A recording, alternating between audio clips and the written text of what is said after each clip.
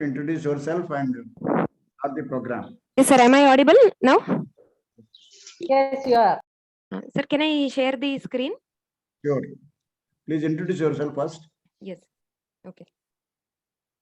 I'm Dr. Pallavi. So currently I'm working in Tumkur Ashwini Ayurveda Medical College in the Department of Samhita Siddhanta as Associate Professor. So I have completed my graduation from Udupi SDM Ayurveda College and post-graduation from Mysore Government Ayurveda College. Yes, sir.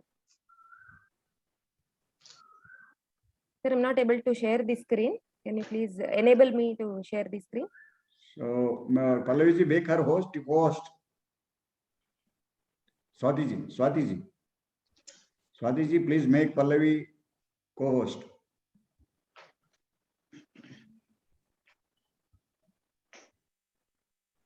Yes, now she is the co.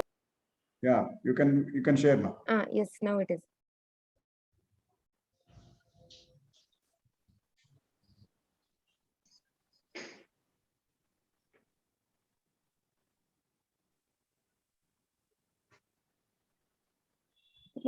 My screen is visible. Is it visible? Sure. Yes. We are seeing it. Yes. Okay. So, Om Namami Dhanvantarim Adidevam Surasurairvandita Pada Padmam Loke Jararuk Bhayam Mrityunasham Dhataramisham Vividhaushadhinam Dhanvantarim Ramanatham Sarvaroga Nivarakam Ayurveda Pravartaram Vande Piyushadayakam. So, Namaste, Shubha Madhyanam to all the dignitaries, delegates, and all dear participants. So, today I will be presenting on the topic the contemporary relevance of Ayurveda with the contemporary medical sciences.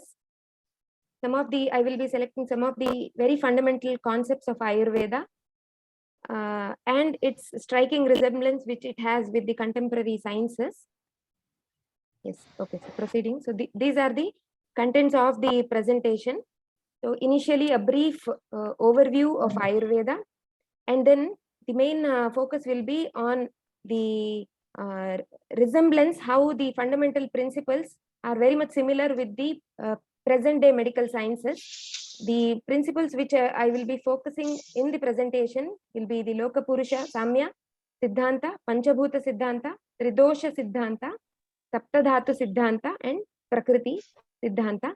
So initially, for those who are new to Ayurveda, I'll have a very, very brief overview of Ayurveda and what are its principles. Okay. So we all know how Sanskrit is a vast treasure house of different disciplines, various fields of science like medicine, linguistics, history, geography. We have agriculture, archaeology, and many, many more. Actually, Sanskrit involves all kinds of disciplines. So in this presentation, we will be focusing on the traditional system of medicine, that is Ayurveda, and the principles which have been formulated to maintain the health and the resemblance with the medical sciences. Okay, so Ayurveda has been called as the traditional system, Indian system of medicine, and its origin is found to be in the Vedic period itself. And the language of documentation and dissemination of Ayurveda is Sanskrit, and it is seen since generations.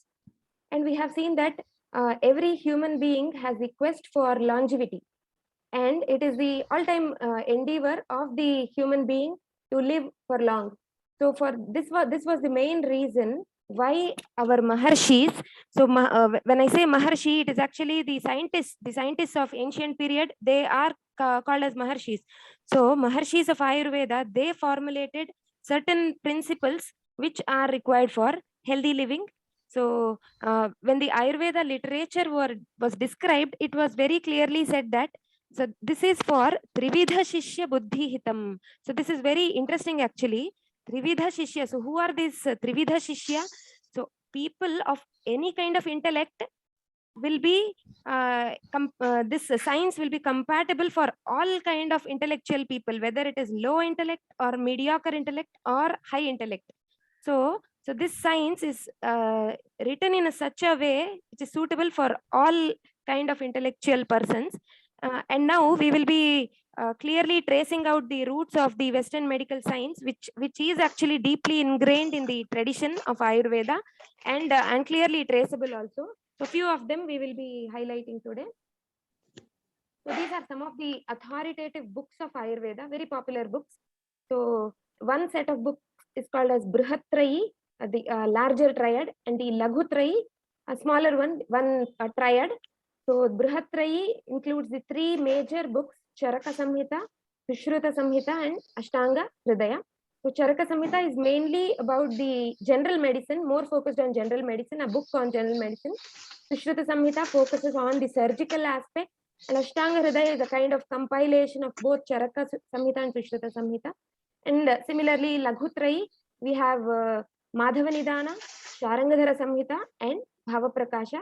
So these are, we have many other literatures also, but these are the 6 major books of Ayurveda. Okay, so the branches of Ayurveda. So most of us, we are very aware with the branches of Western science, because we keep on visiting the hospitals. We know general medicine, there is pediatrics, there is ENT. So very similarly, Ayurveda also has a clear description of 8 branches of Ayurveda. So we call it as Ashtanga Ayurveda. So it is described in Ashtanga Hridaya as Kaya Bala Grahordvanga Shalya Damshtra Jara Vrishaihi. So there are 8 branches. Kaya referring to the internal medicine branch. Bala is the pediatrics. Graha is the psychiatry.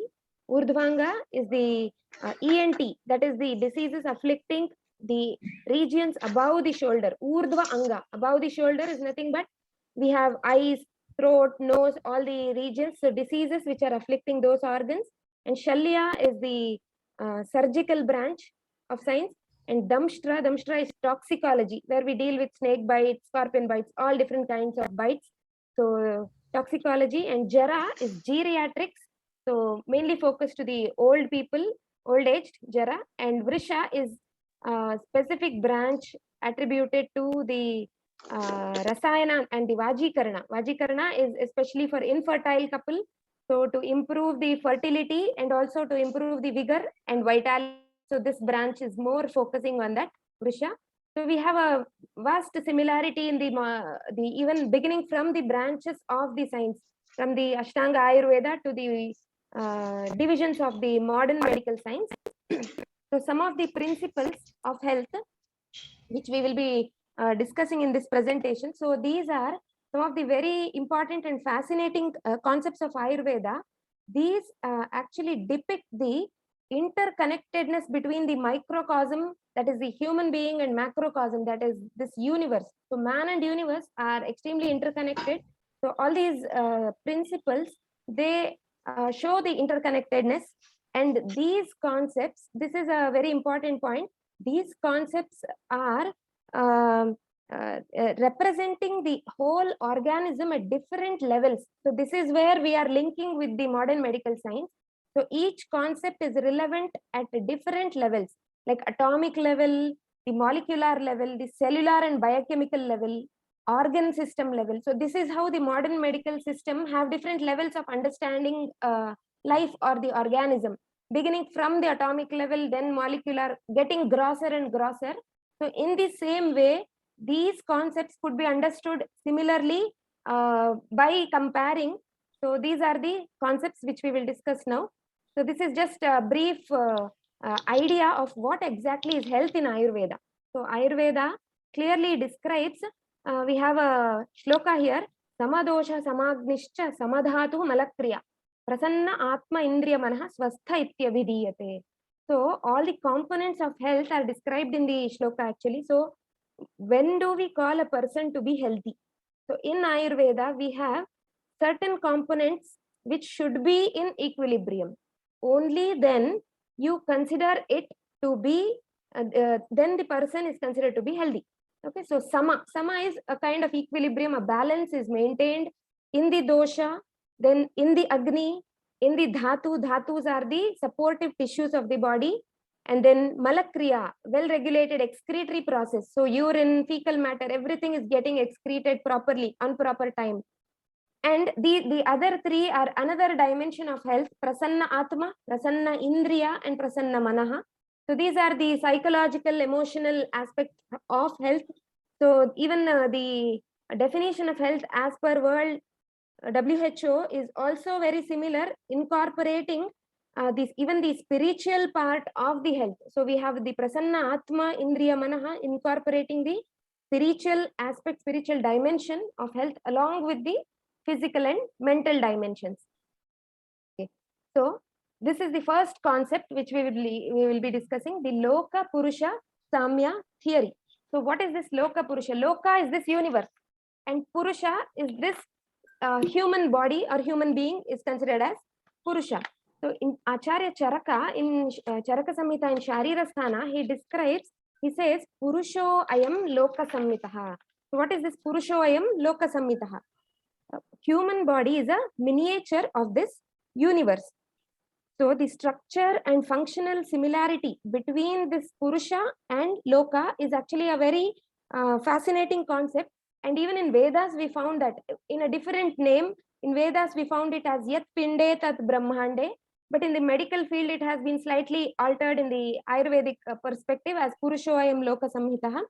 So this concept actually suggests a very continuous harmony between a relationship between living and non-living forms and the interconnection between them. So this microcosm, Pinda, what I said, the Pinda and Brahmanda, the Pinda represents the human being or microcosm, depicting very small, even the atom, cells or molecules. And the universe is representing the Brahmanda, which can include everything like stars, galaxies in this universe. So there is one very interesting research which has been done. So they found that, so if we imagine that smallest unit of the brain is called as neuron, we know that the brain, the smallest cell of the brain is, we call it as neuron. So they have found that the structure of the neuron is very much similar to the computerized model of the universe. So we can see how similar is the picture actually. So this suggests that the Loka, Purusha, Samya Siddhanta is the base for everything around us. So the only thing is to what depth we understand the concepts and how do we interpret it. So that is the only drawback which currently which we are seeing. So both the pictures, they look astonishingly similar actually. So scientists actually think that the number of neurons in the human brain is almost same as the number of stars in the galaxy. So this is actually very astonishing thing. So how can it be possible that stars in the galaxy, a number of neurons be similar? So this is where is the background concept here is the Loka, Purusha, Samya Siddhanta actually. And since Ayurveda is a very practical clinical science, we will be seeing how this is utilized in patient. So we have so many fruits and vegetables in the nature. So we have been using in many diseases, many vegetables, fruits are useful for the nourishment of particular organs. So we actually know that. So what is the base for it? So if we see this nature's pharmacy, the researchers have already, it is analyzed, well-known fact. We know that carrot is good for eyes because there is vitamin A in it. So if you analyze the structure-wise, how beautifully we can see the similarity. So carrot is very much similar to the structure of the eye, and similarly walnut is mimicking the structure of the brain, and orange to the structure of mammary gland, and bitter gourd very similar to the structure of pancreas. And therapeutically, all these vegetables and fruits which we are, these are only few examples which I have selected. Therapeutically, these have a great importance. So the background concept here also is the Loka, Purusha, Samya Siddhanta. So unknowingly, actually, we are using that concept in treatment, in our diet, in our every lifestyle, step of every lifestyle. So this is one important concept, the Loka, Purusha, Samya Siddhanta, having a wonderful striking similarity with the one. And next, we are moving to the next second concept, that is the concept of Pancha Mahabhuta. So the 5 primordial substances, Prithvi, Up, Teja, Vayu, and Akasha. So this Pancha Mahabhuta theory is actually representing the most primitive, that is the atomic level of understanding a human organism from the medical perspective. So what is it? We will see that. So Acharya Vagbhata in Ashtanga Hridaya, he describes clearly Panchabhutatmakam Tattu Kshmam Adhisthaya Jayate Ambu Yoni Agni Pavana Nabhasam Samavayataha Tannivrittir Visheshascha Vyapadeshastu Bhuyasa. So he describes how all the 5 Mahabhutas take part in the formation. You can apply this everywhere, in the formation of an atom, in the formation of the body. So Pancha Mahabhuta is everywhere in this universe. So how, which aspect of each Mahabhuta is contributing to what part of the body? So that we will be seeing here. So for example, if you take a smallest cell, so in a cell we have certain areas. So each area is representing a particular Mahabhuta actually. If we see the central part of the cell, the nucleus of the atom, the Prithvi Mahabhuta represents it, which is comprises actually the total mass of the atom, that having all protons, neutrons, everything. And then all of them should be in its own place. There must be some kind of glue or a binding energy, binding force. So Up Mahabhuta is the water component, definitely acts like a binding agent, and it keeps all the moving the electrons, etc., in its own place. Actually, if all these forces doesn't act, they could fall down from their place actually, the electrons moving particles, but that doesn't happen. It is because each one is so much contributory. And the next particle is the Tejo Bhuta. The Tejo Bhuta representing the electromagnetic energy or all the energy levels needed for the particles to move around. And then movement. So movement is so pronounced and dominant. We can see, so the movement and the wave characters are representing the electrons, the Vayu component, and Akasha is the empty space. So when there is no space, all this could not happen. So this space, Akasha represents this space. And very similarly, all these 5 components will represent certain body element, certain body organ systems in the human body also. So in the human body, based on its texture and the gunas which are comprised in each, yes, so this is slide. So based on its gunas, how each organ is made up of a dominant Mahabhuta. So actually the whole body we have Pancha Mahabhutas, but certain areas are predominantly made with one particular Mahabhuta. So for example, we can take some examples. The hard structure in the body like bones, teeth, nails, etc. The Prithvi is contributing more for its hardness and heaviness. And next, moving to the Up Mahabhuta, because it is watery, all that which is very soft, slimy, the body fluids. So we have the lymph or the blood which is circulating, there is urine, all these are fluid materials. So the Up Mahabhuta contributes for it. And then Teja is the symbolic of energy and the transformation process which takes place in the body, the complexion, the glow or shining which is present in the skin, the vision. So all these are symbolic of Tejo Mahabhuta. And the Vayu is symbolic of movement. So anything which is motivating, stimulating for movement, like for inhalation and exhalation, we need to move. So there is some movement which is taking place. Okay, you are inhaling, the muscles are moving, we are inspiring and expiring, and then pulsation. So the pulse, if you have to feel the pulse, there is some movement inside the vessels. Only then we can feel the pulse, right? So similarly, all the motor activities are Vayu is responsible for all kind of motor activities in the body, and Akasha is responsible for. Yes, am I audible? Is there any disturbance? No, perfect. Yes, audible, right? Yeah, okay. So, and the last 5th component, Akasha, it only if there is space inside the body, the blood can move, the food can move, So if there is no space, nothing can happen actually. So it is providing space for all the other activities to happen. So this is how Pancha Mahabhuta is contributing in the human body.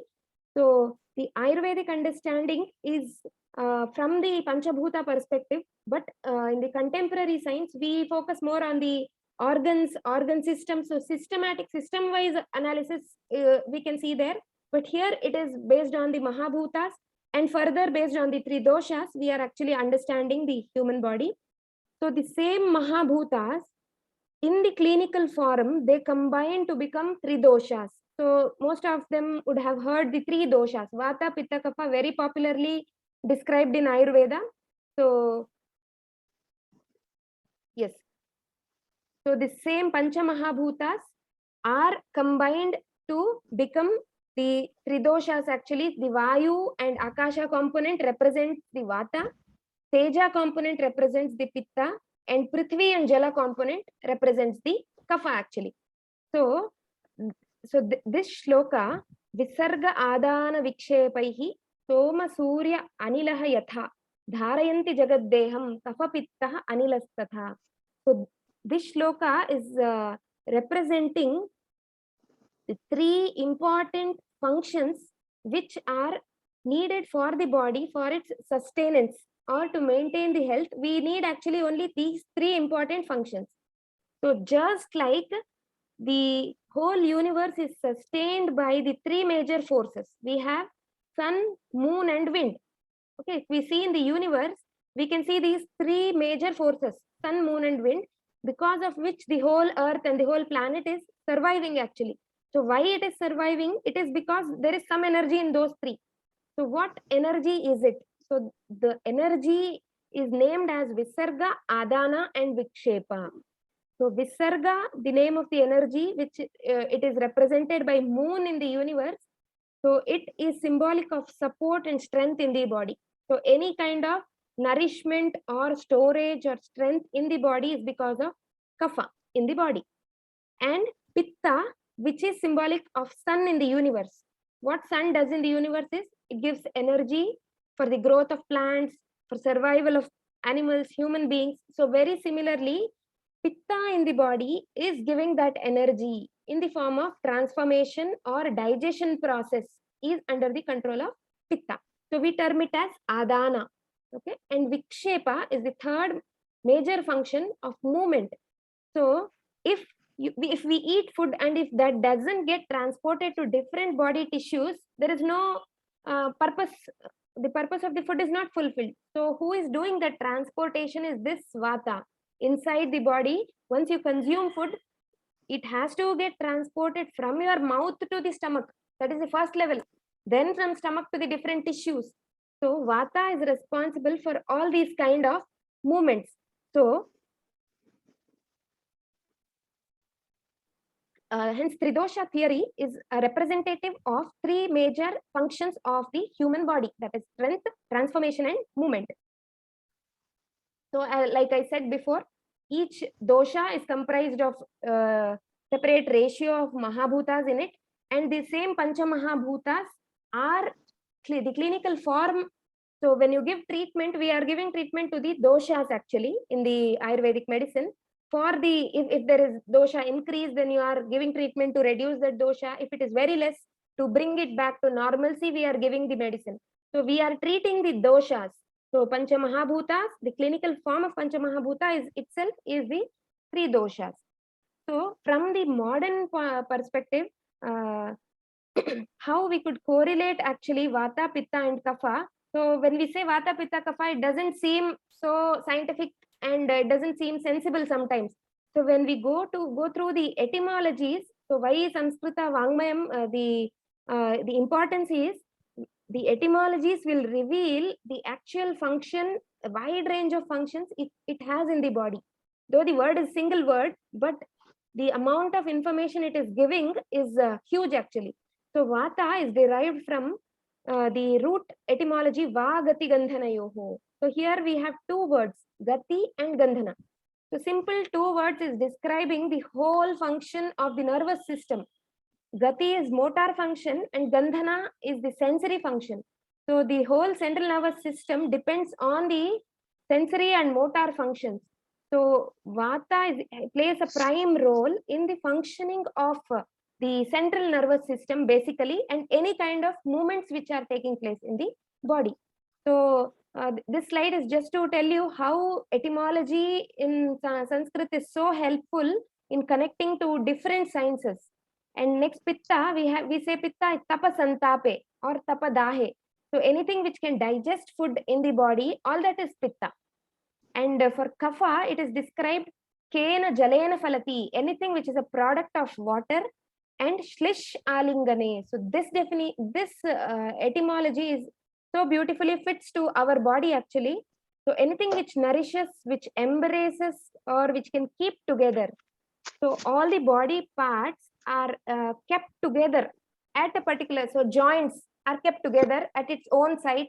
It is getting nourished. It is because of Kapha.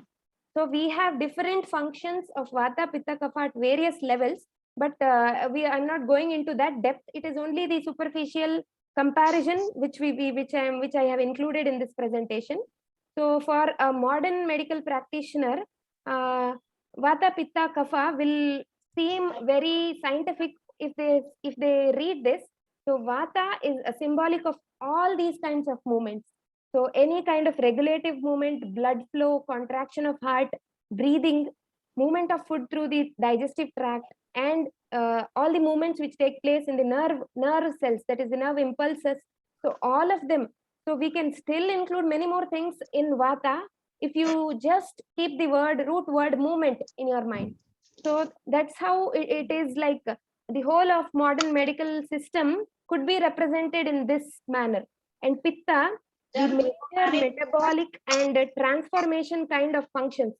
So for which we need to the digestion, endocrine, hormonal function. So all these are a part of the functioning of Pitta.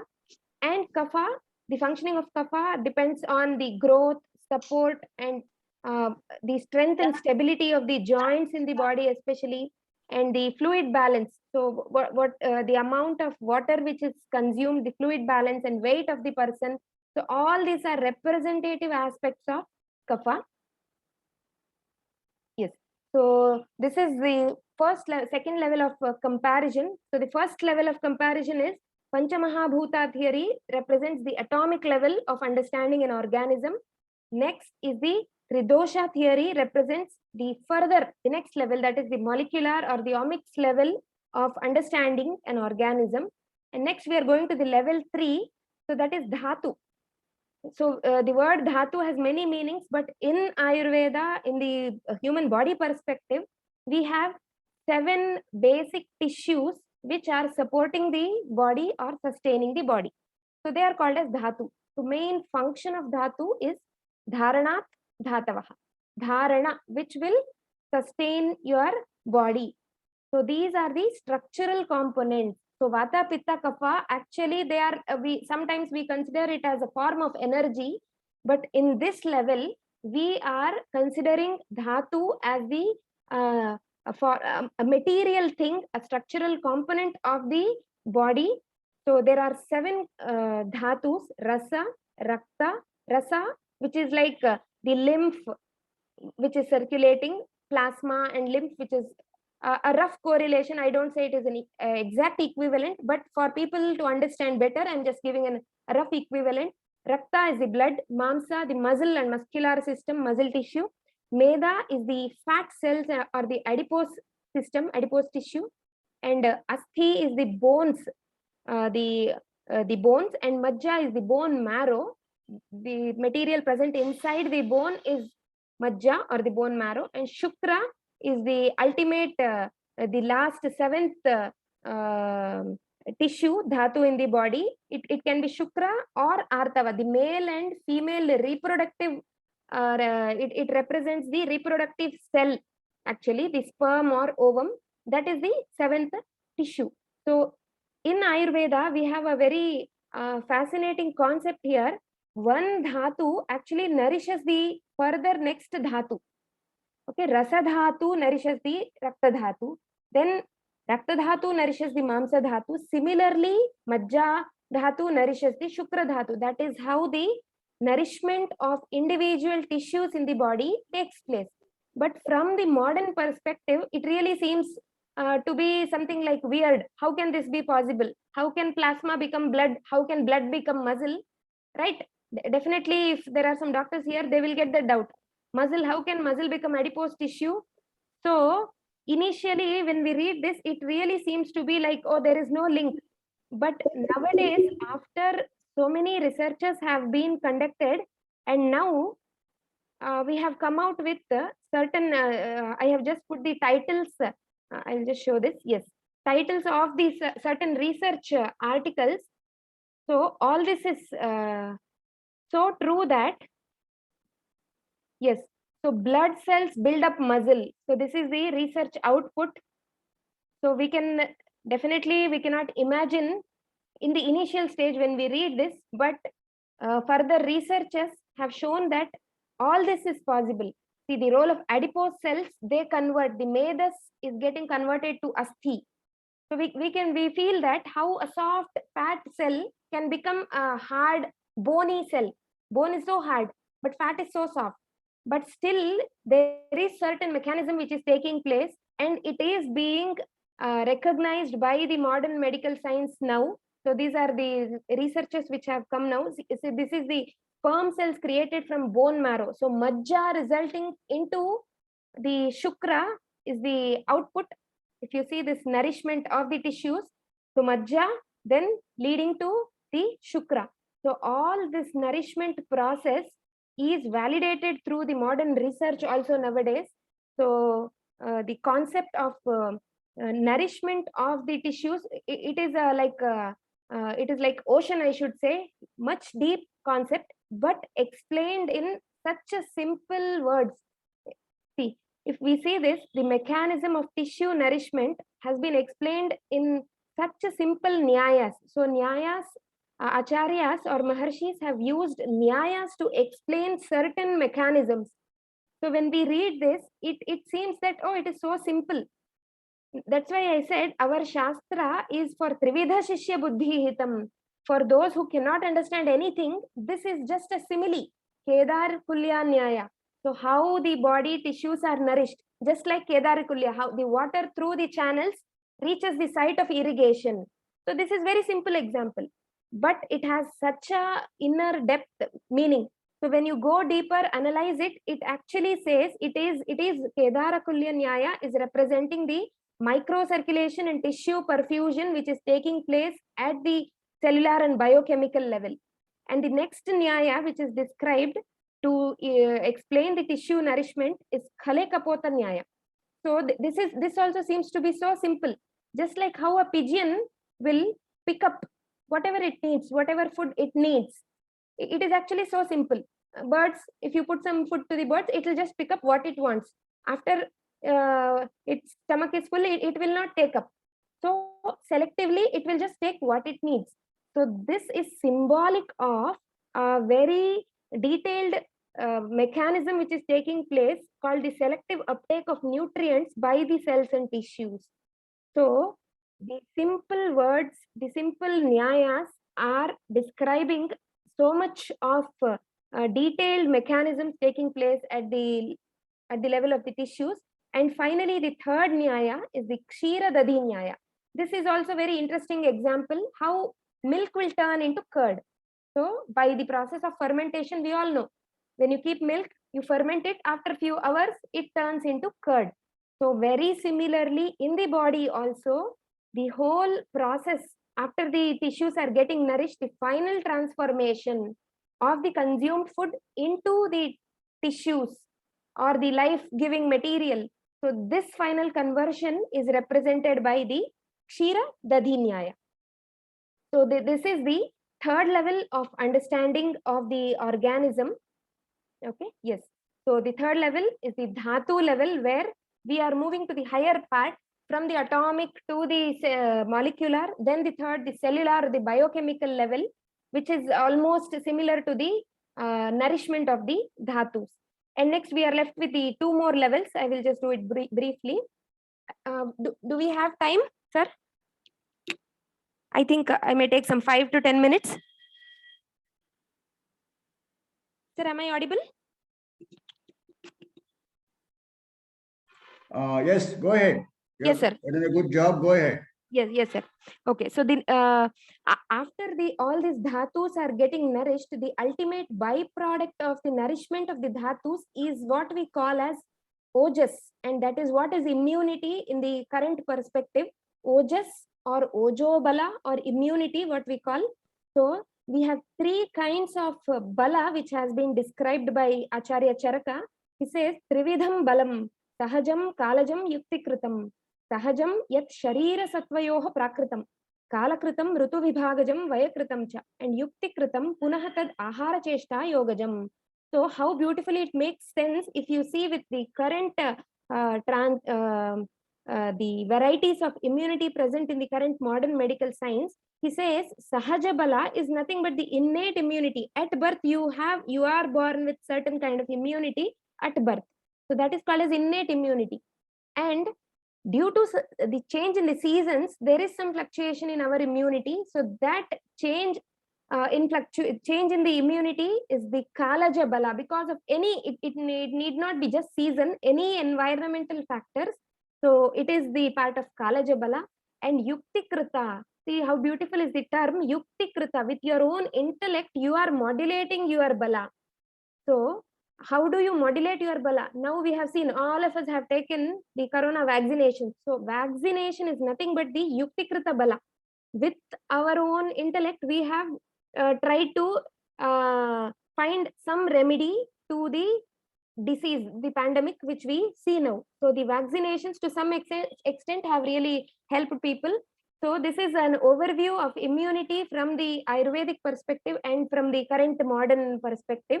And exactly like this, the immune disorders are also described. I'll just tell you in brief. Three kinds of immune disorders are described in Ayurveda: Ojo Visramsa, and Ojo Vyapat, and Ojo Kshaya. So we have a very similar description in the modern medical science also. We have a set of descriptions which are given. If there is Ojo Visramsa, that means Ojo Vyapat, it means an early or a reversible immune disorder. Immunity has been attacked, but it could be reversible with therapy and different modules. We can reverse it back to the normal condition. So that is Ojo Vyapad. So we have certain features for Ojo Vyapad. And then if the immunity is dislodged means autoimmune diseases. You are immune to your own cells. Your own cells are destroying your own body tissues. So that is Ojo Visramsa. Very similar to the autoimmune diseases which are present now. And Ojo Kshaya is a real immune deficiency. Kshaya, we know the name AIDS, the immune deficiency syndrome, acquired immune deficiency syndrome. So this, if there is a real deficiency, there are certain symptoms which you can see in the patient. So Ojo Kshaya. So description of ojas and description of Ojo Vikaras, the disorders of immunity, are very perfectly we can correlate with the contemporary medical science. And going to the next fourth level, that is the srotas, it is the organ system level. So from the cellular biochemical level, we are going higher up, that is the organ system. This is the actual approach of modern medical science. We have heart, kidney, liver, diseases pertaining to each body organ. So this kind of approach, it starts at the level of srotas. So srotas actually is a channel which carries the food material which is required for the nourishment of the body. So when we say srotas, it could mean we have 14 different srotas described in Ayurveda, each representing one particular system. I think we can understand some of them. Annavaha srotas is the digestive system. Raktavaha srotas is the circulatory system. Right, so many of them could be easily understood. Mamsavaha srotas, all the muscle building, the system which builds the muscles. And similarly, we have 14 kinds of srotas described in Ayurveda and the diseases afflicting each srotas. So a very vast science. So just an overview that there is a kind of system which is present called srotas, which is similar to the organ system. So when I say srotas, you can correlate it to many things in the human body.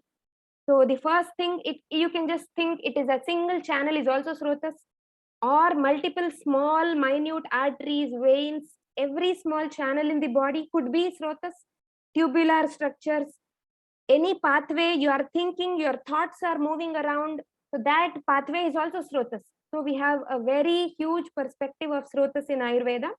So this represents the organ system level of the contemporary medical science. Okay. And then this is the fourth level. And lastly, the Prakriti level. So when this same Vata, Pitta and Kapha in the body, they combine in a particular ratio. Suppose Vata is some 60%, Pitta is some 20%, and Kapha is 20%. So this becomes one ratio. So this ratio is nothing but Prakriti of the individual. So based on this ratio, the person will look different, he will be different, he will eat different. So every characteristic in a person is decided by the Prakriti of the individual. So Prakriti means we are talking about the whole organism. So this decides every particular characteristic feature from head till the toe. Everything is decided by the Prakriti or the level of the doshic, the level of doshas at the time of fertilization. So when it is formed is, Acharya Sushruta, he clearly says, Shukra Shonita Samyoge Yo Bhavet Dosha Utkataha.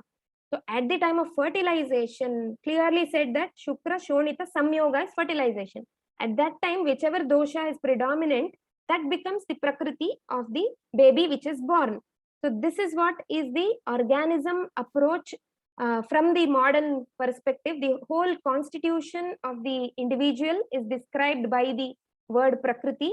And we will be surprised to know, we have only heard the word genotype, chromosome, genes in the modern medical science, but so beautifully described, definitions for each one is described in Ayurveda also. So genotype is bija, that is bija iti kritsnameva arambhake bije. So the sperm and ovum, whatever the material, genetic material it has, that represents the genotype.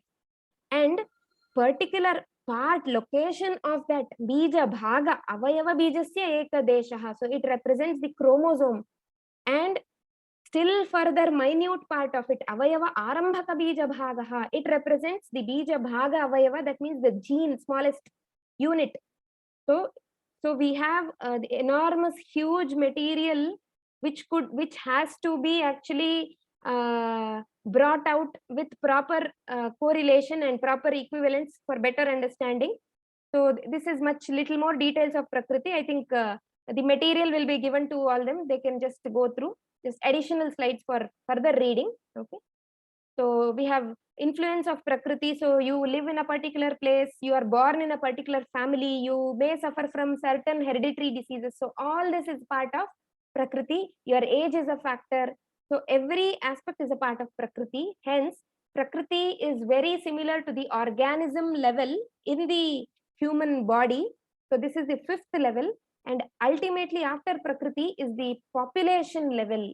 So the whole population is nowadays, it has been under a project called Ayurgenomics. They are classifying the vast population into Vata population, Pitta population, Kapha population. So at the population level, this Prakriti is a wonderful tool to decide, to help you in treating certain diseases which you may be suffering in future. So you could be very careful because you already know your Prakriti and what are the diseases you are susceptible to. So you can prevent by practicing certain good healthy lifestyle regimens. So this is how it is. Prakriti is helpful at the population level. So the whole population level, this Ayurveda systems biology represents the population level. And this is the last slide. There are certain areas where Ayurveda is giving the main background source for the research, which is going on now actually. Ayurgenomics, Bhasma and nanomedicine research, Rasayana and stem cell research, in the reverse pharmacology. So in all these areas, Ayurveda is the main source of material and the main background topic for all these researchers. So coming to the conclusion slide. Yes. So this is what we saw throughout the presentation. Pancha Mahabhuta represents the atomic level of organism. Tridosha represents the molecular level of organism, and Dhatus, the cellular and biochemical level. Srotas representing the organism level, organ system level, and Prakriti, the organism level, ultimately leading to the population level. So hence Ayurveda is giving a universal perspective to the nature of life, health, and even to the subtlest of atoms, cells, and molecules. So the concept of Loka and Purusha considers human being as a whole involving body, mind, and spirit, and not just a composite of cell, tissue, or organs. And Ayurveda has much to offer to mankind in every field, such as preventive medicine, nutrition, genomics, pharmaceutics. You can take many, many fields, microbiology, it could be any field. Definitely Ayurveda has much to offer. So all these principles play a major role in Ayurvedic diagnostics and therapeutics. So this is the end of the presentation. I'm extremely thankful to Prabhakar sir and all the organizers for giving me this wonderful opportunity to present my view about there is some connection between Ayurveda and the contemporary medical sciences. So it is really my privilege today. Thank you very much, sir, for giving me this opportunity. Thank you, everyone. Thank you, Dr. Pallavi. Great job. Yes, sir. Nice of you. Were very much. I appreciate very much your presentation. Thank you. It's very clearly explained with various slides. And now we'll ask other people what their reaction and their opinions. Yes, sir. Yes, sir. Please. If they have anything. So Dr. Pallavi is a fantastic presentation, no doubt. So yeah, we all became students when you are delivering the lecture. So very systematically, thoroughly, research-driven presentation. I can appreciate you. I have one query. Yes, If you come allopathy, yes, sir. so for the pharmaceutical companies, Yes, sir. they spend billions of dollars and they do decades of experience and release the drug. So the criticism comes, Ayurveda is not evidence-based medicine. Yes, sir. So that the regular criticism, I don't know whether we can say that where the R&D efforts are there for Ayurveda and more confidence and more reliability, more say and more adaptability, how it can be the Ayurvedic the science can be propagated in not only in India and abroad. How it could, yes, sir. The first thing, it's a very nice question. The evidence-based Ayurveda. So this is the current trend. Why Ayurveda is getting globally accepted nowadays? When we compare it to 5 to 10 years before, you don't know there is nothing. It is only like some parampara Vaidya is giving something. That is the only authentic thing. But now evidence, because there is a lot of researches which are going on, and now globally people are accepting only because there is some evidence to accept it as a scientific science actually. So the concepts which I said now, all these concepts, the applicability of the concepts, people are more interested. The Western, whether it is Western people or from different countries, they are actually approaching Ayurveda to understand the concepts. But first drawback is many of us, we are not successfully able to make them understand these concepts. They really want to imbibe the whole lifestyle, whole Ayurvedic lifestyle, follow everything. So that is the acceptance which they are showing. But first drawback is inability to explain it properly to them with the proper scientific correlation. So here actually today I tried my best. When we were studying, some concepts seem to be like there is no sense, it doesn't make any sense. But when I started searching about it, certain research articles, when this is really possible, so every concept is getting validated day after day after. So I think the research is it is going on, and now it is at its highest verge. And we have also seen recently Narendra Modi ji has inaugurated the Global Center for Traditional Indian Medicine in Jamnagar, also Gujarat. So all these huge, enormous changes in the field of Ayurveda are coming. So evidence-based Ayurveda, definitely it is the current trend now. Very good. Thank you I would like, for the wonderful question. I would like to supplement this question. Yes. Please, hello. Hello. Yes, sir. Yes, sir. I would like to supplement this. Can I? Yes, sir, sure. Excellent. I appreciate Pallavi for your excellent talk on this Ayurveda based medicine. Thank you, sir. So what I would like to share that the question not raised by this one.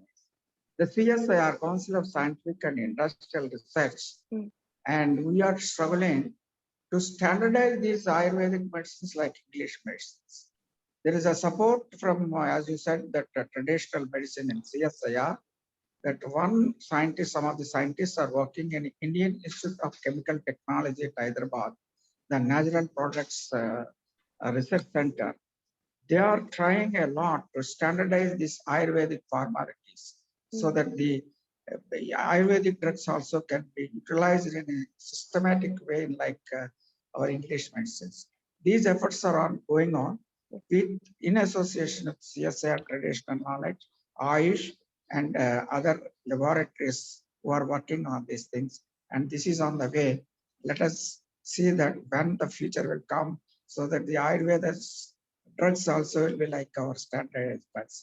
That's what I would like to share this knowledge. Thank you, sir.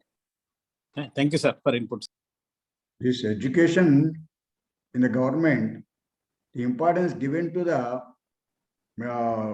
allopathic medicine. 1/10 of it has been given last 70 years for Ayurveda. It would have been much better position now. Yes, sir. They have totally ignored Ayurveda colleges. Ayurveda. Yes.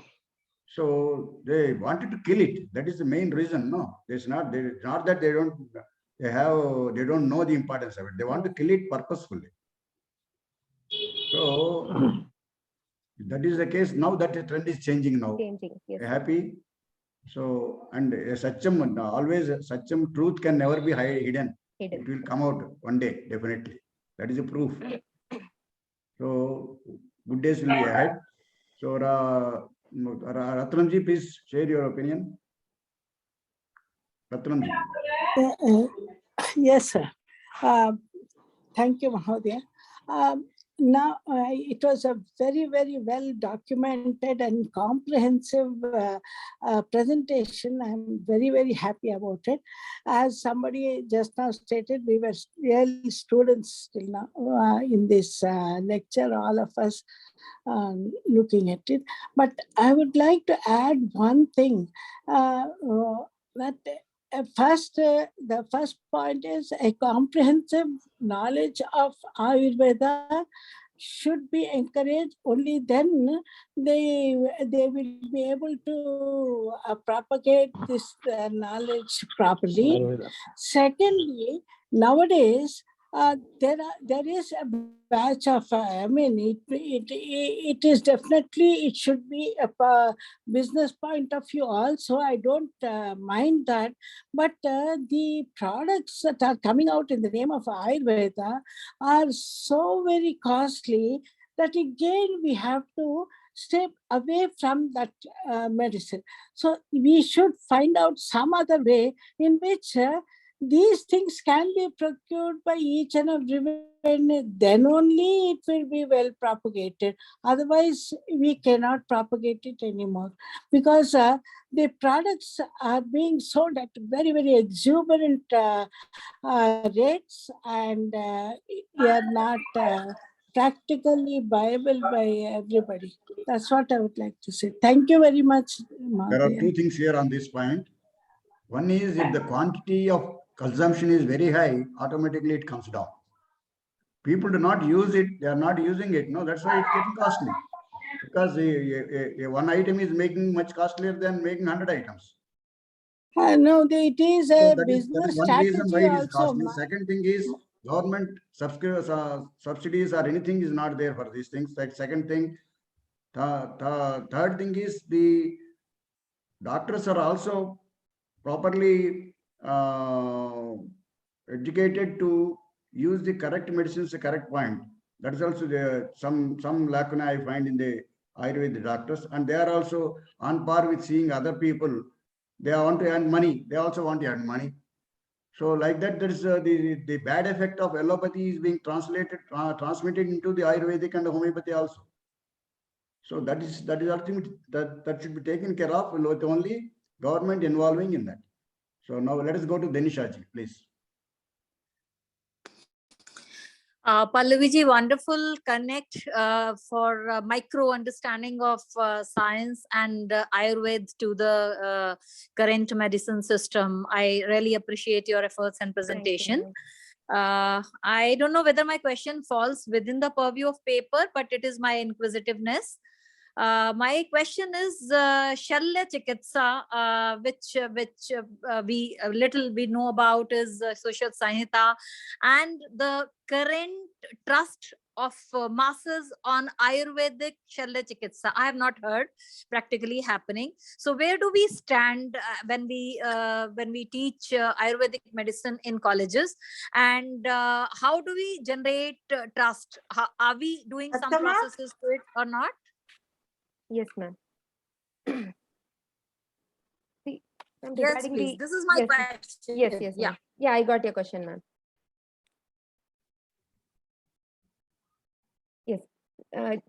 Actually, in Ayurveda, though we have, it is more focused on general medicine, but this branch of Shalya Tantra, the certain specific surgeries which are taking place since long, and even now it is taking place for certain diseases. It is highly reliable actually. For example, we have fistula, anal fistula. So the regular surgeries, there is some recurrence, but in Ayurveda, people are actually suggested, like we have a therapy called Kshara Sutra, a surgical technique. So an alkalized thread is used to for the treatment of fistula and for piles. So in such areas, actually, the Ayurvedic surgical wing is at the top. Actually, when I should say it is at the top. And also when we say the concepts which are used for the plastic surgeries, like nose reconstruction, ear reconstruction. So the concepts which are used are from the same our samhitas, but the technology, I definitely agree, the technology is totally has replaced, but the concepts are from the root science is from Ayurveda, in the surgical field. Plastic surgery. Plastic surgery, yes, the roots because for the plastic ancient surgery. science does talk a lot about plastic surgery. Plastic surgery, and yes. there are evidences, but my concern is in present people don't know, number one. Like Yes. when you're talking about, this is a knowledge addition to me, that we are talking about I think we are on top as far as fistula and other surgeries, where 70 Yes, to yes. 80% of the West is suffering from piles and fistula.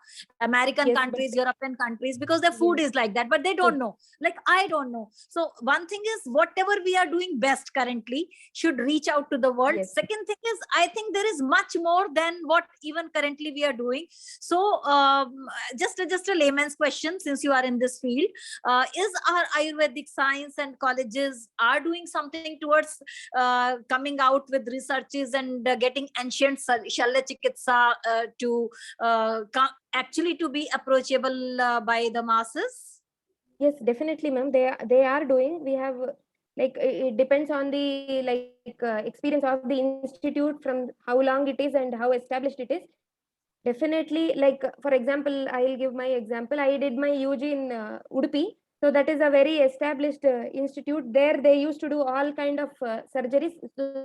So students had exposure to, in association with a modern surgeon. Also, students used to get exposure to many other surgeries, like in the modern field. But the those which are very popular in Ayurveda, so it is mandatory for them to learn, for Ayurvedic people to learn them. Like I said, the Kshara Sutra kind of surgeries. So these things, it is being done. It depends on the institute, what I said. Thank you so much. Yes, ma'am. This Thank is, you. are you a doctor? Are you a allopathy doctor or other doctor?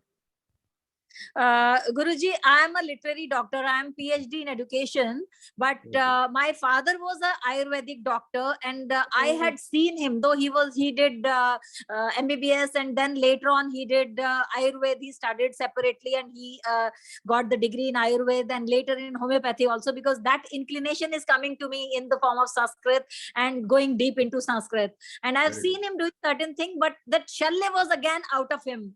He was a MD, he was a medical specialist, and then he was also brought into Ayurveda by one of the Ayurveda Charya, with whom he was sitting once, and he was telling one of the patient that there is no treatment for asthma. Actually, properly there is no treatment. So that Guruji was very impressed, that Ayurveda Acharya was very impressed, and he gave him some medicine. So all these things bring me, to dig deep into the Sanskrit and Ayurveda and other things, that there is a lot which is hidden, which needs to be highlighted for future. That's what our efforts now. We are doing that effort. Thank you, only Guruji. now. So now let us, anybody else would like to speak? Just want to share my experience. Hello. Anybody else would, I'm Rama. Ramaji, please. Yeah. Just I want to, it's an excellent presentation by Ms. Pallavi. Congratulations to her. Excellently researched presentation. It's very nice. And then I just want to share my experience. A few years back, I went to Seattle, US for my daughter's delivery. I have taken with me the Ayurvedic medicine. Usually my mother used to give for young mother after delivery. And my son-in-law said, we are giving the Western medicine. So you can't give this, it will create some problem. There was some dialogue with us. So when we went to the doctor at Seattle, I asked her, I brought medicine from India, which we used to give after delivery for so many days. We have done, my mother has given to me and to my sisters. So can I give that? Then she, why are you doubtful about that? She said. Then my son-in-law is objecting to it. Then she called my son-in-law and said, see, all this allopathic Western medicine are tested in the lab and on animals. But Indian medicine, Ayurvedic medicine, is tested on millions of human beings. So you can trust it so much. You can, without any doubt, you can give it to your wife. She said to my son-in-law. Then he agreed. So they, the Western doctors, the American doctors, they have full faith in our medicine. She asked me the corresponding English names. Some of them I gave it, but others I could not give. So my mother gave some 25 medicines put together and made it a powder and gave. Kattikaram. We say in Telugu at Kattikaram. Yeah, so that after delivery, 30 days is to be given. One piece, one laddu, 30 days is to be given. Yeah, we used to give with garlic and make a paste and give it, or we can give it like that. So there are some procedures, but the words of American doctor I am repeating. So that is the Western medicine is tested in the lab on animals, but Indian medicine, Ayurvedic medicine is tested on millions of human beings for centuries. So you can give it without any doubt, she said. So that they have that belief, but our own people, they don't, they just left it. Whatever is there in the old system, it's declining. And now all of them are going into allopathic medicine, and what the allopathic doctor says, they follow it. So I hope all no other questions. I request Swami Sadvijanandi to deliver her concluding speech. Swaminiji. Namaskaram to all. I am very thankful to all our three speakers for enlightening us for Ayurveda and geometry, arithmetic, and also about the plant. I really remember one thing about that in the plant, what you were saying is right. Even if I remember my childhood before, like it's about 60, so maybe it's around 60 years before, we were already using this our natural procedures of the farming, where my grandfather was doing that, not using any fertilizer or anything. Even we had cows, we had gobar gas, everything. But in the name of the what you call the growth of the country, they started this fertilizer.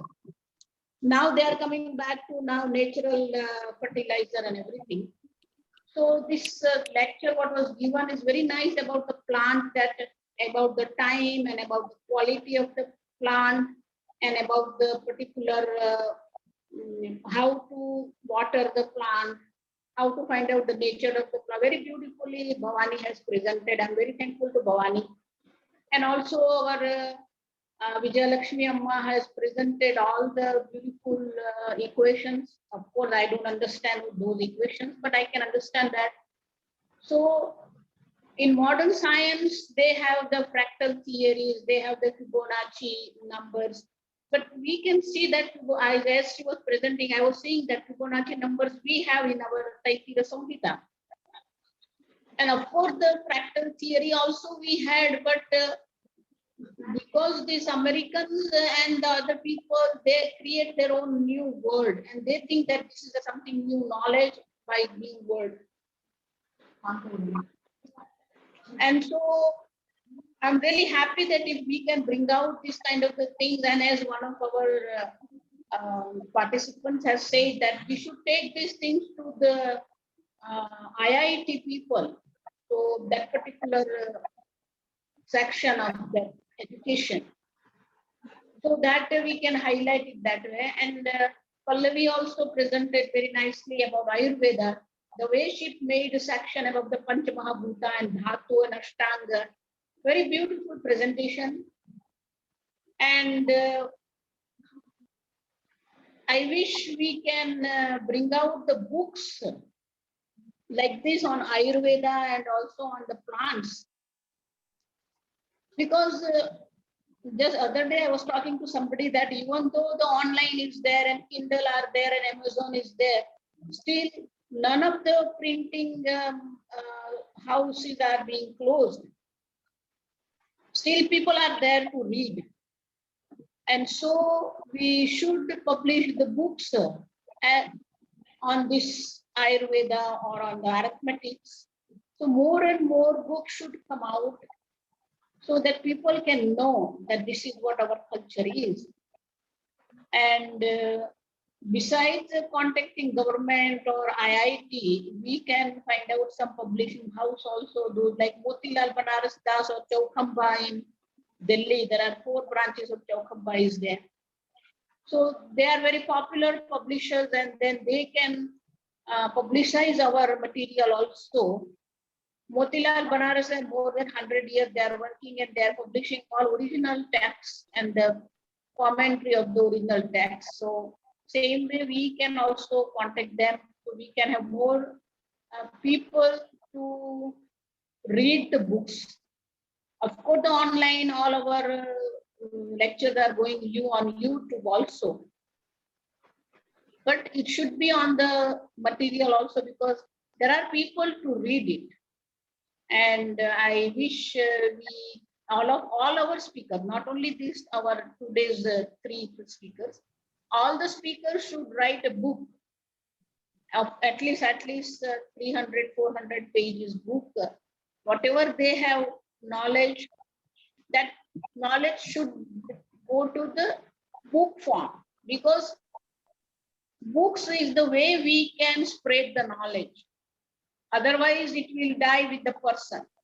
Lot of our Samhita, lot of our Vedic branches are being lost because they were not in the written form. They were on the Shruti Parampara we had. And in the Shruti Parampara, what happened is that we lost the family, and because of the losing the family, we lost the particular branch of Veda.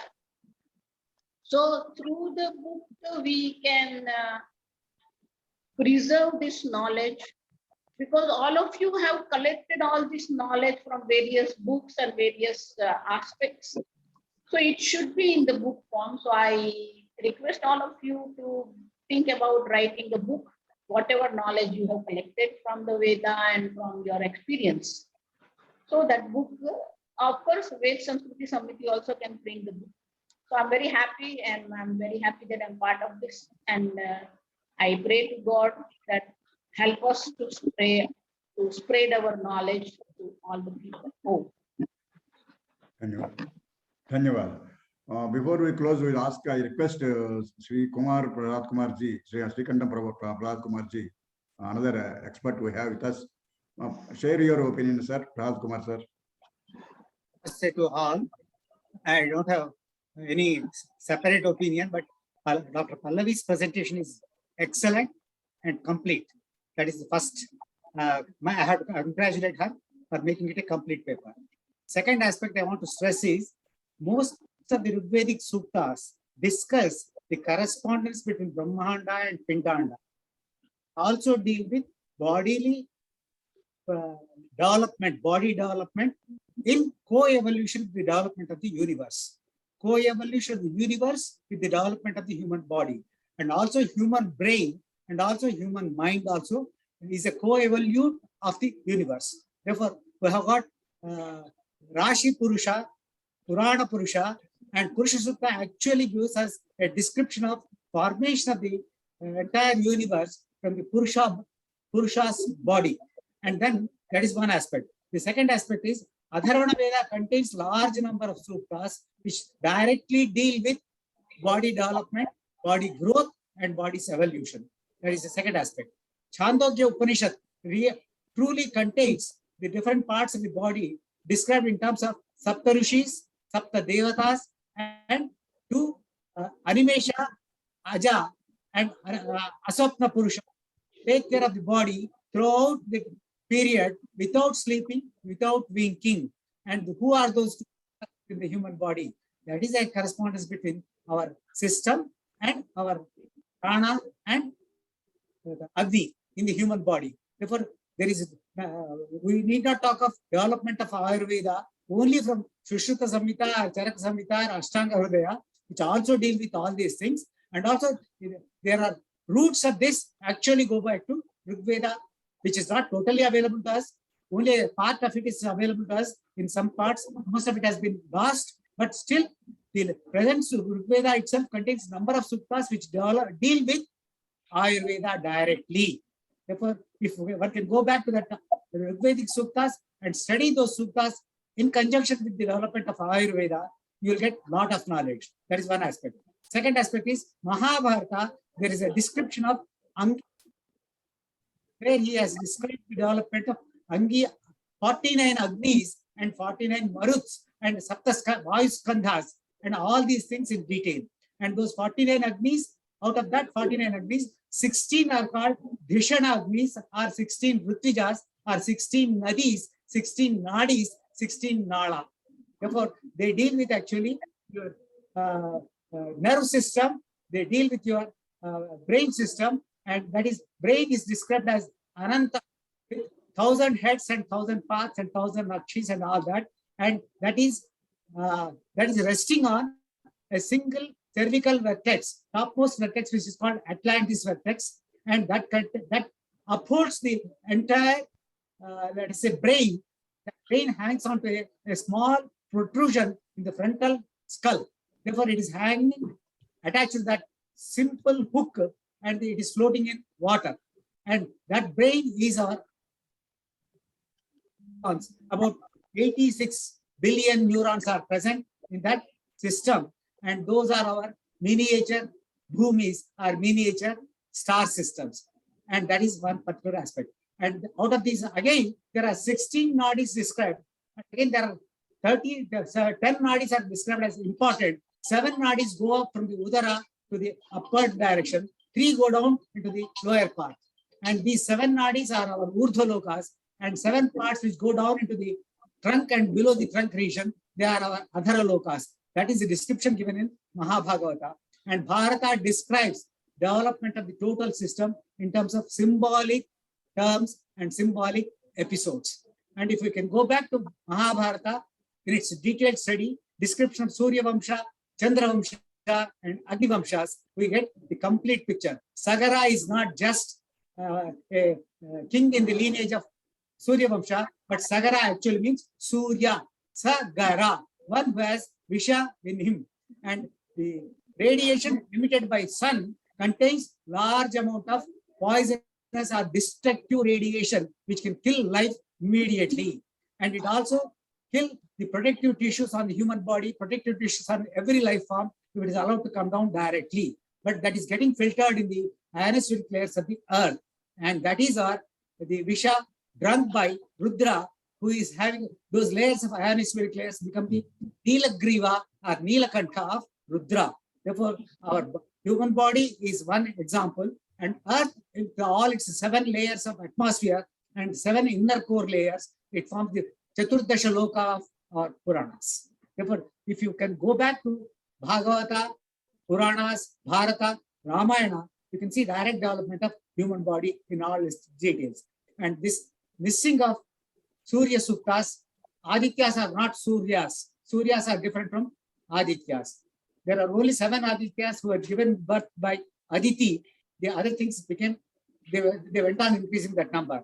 And Tridoshas are actually pertain to Sattva Rajo of the Prakriti, Mula Prakriti, and the Sattva Rajo Tama Guna.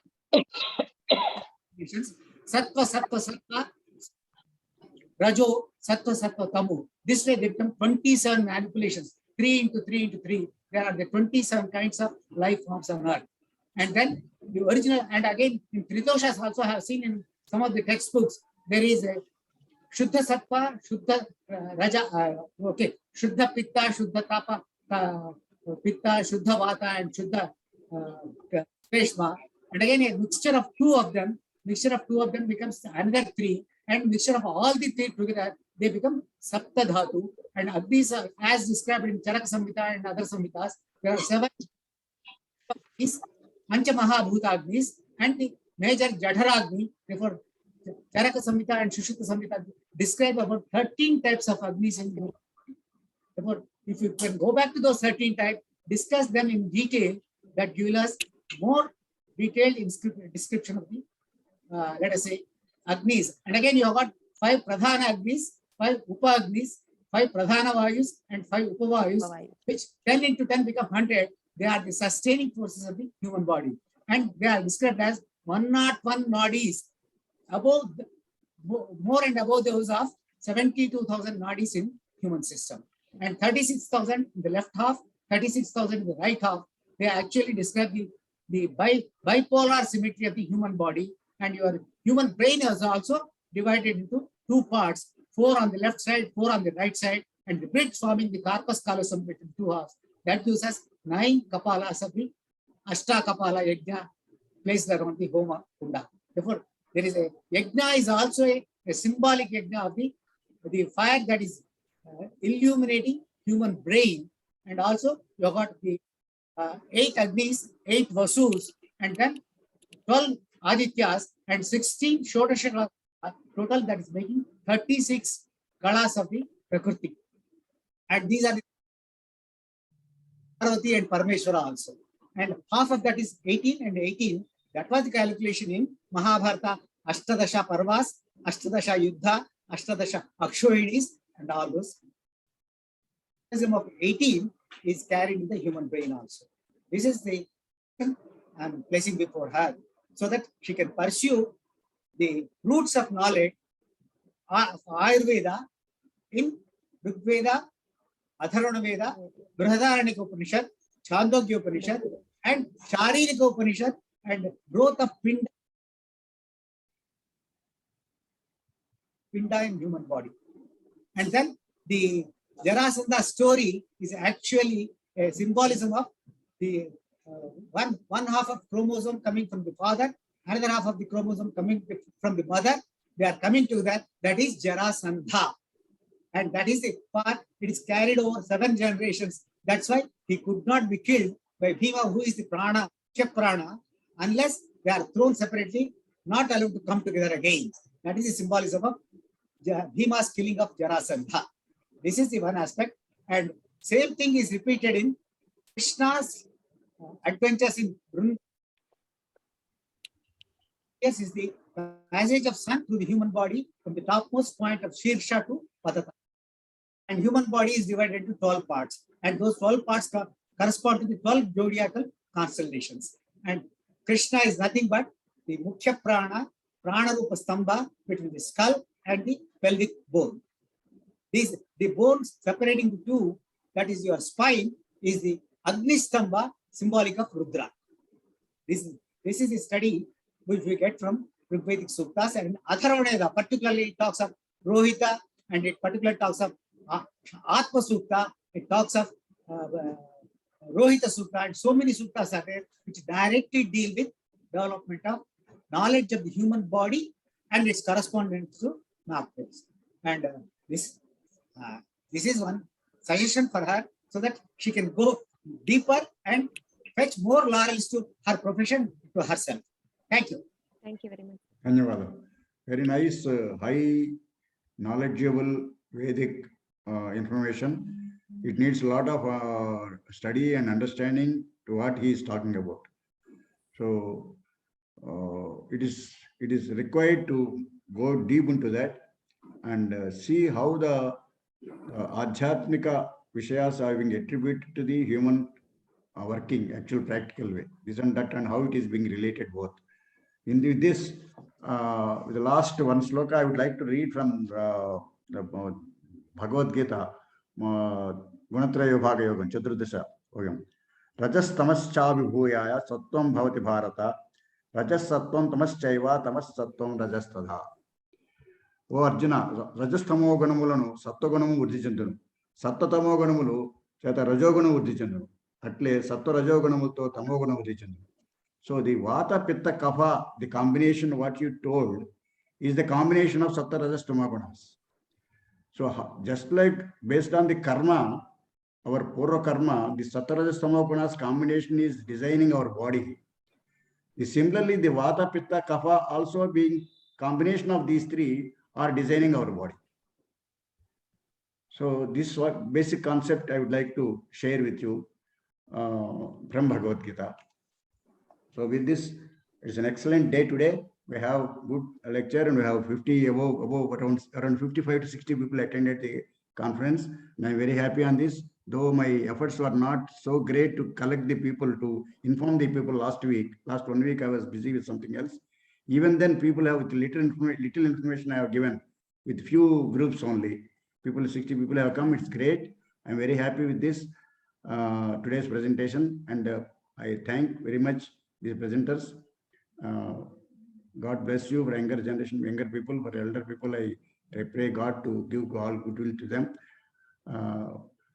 With this, we'll go to the Shanti Mantram. So I hope Visyalakshmi Mata is not there. Dr. Babu would like to speak. Dr. Babu is there. I don't know whether he is also not there.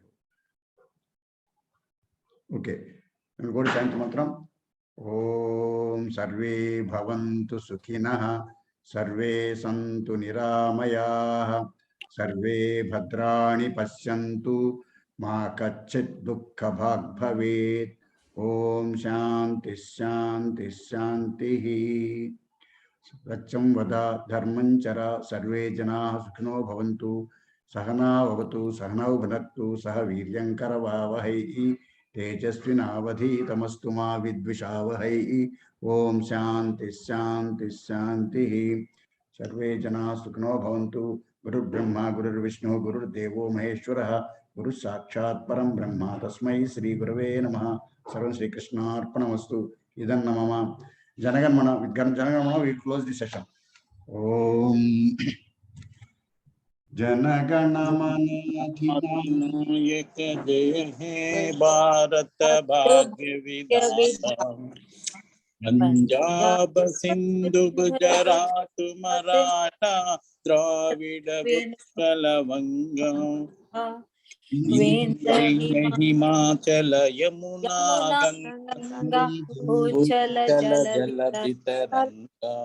Name Jahe Tava Shubha Mahi Kahe Jaya Gada Jana Mangala Dayaka Jaya He Bharata Bhagya Vidhata Jaya He Jaya He Jaya He Jaya Jaya Jaya Jaya Jai Hind. Jai Hind. Jai Hind. Dhanyawada Mohdaya. Namaskaraha. Dhanyawadaha sarvebhyaha for Dhanyawadaha. participating and encouraging our programs. I request next week also will be there. Please come to the next week class also. You need to come see my videos and participate in the next future programs also. Thank you very much.